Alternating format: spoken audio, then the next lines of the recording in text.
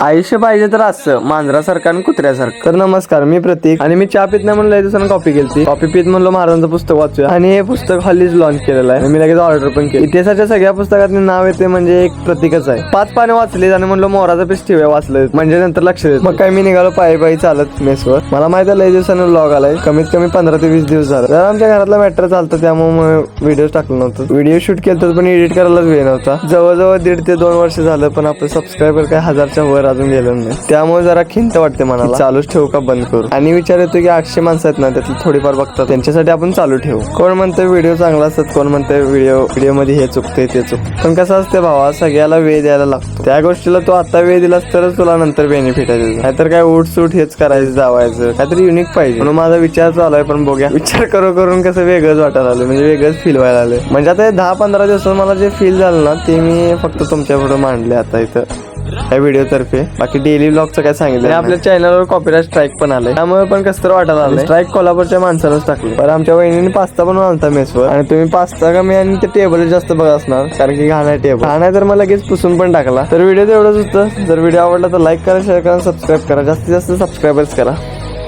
Bye.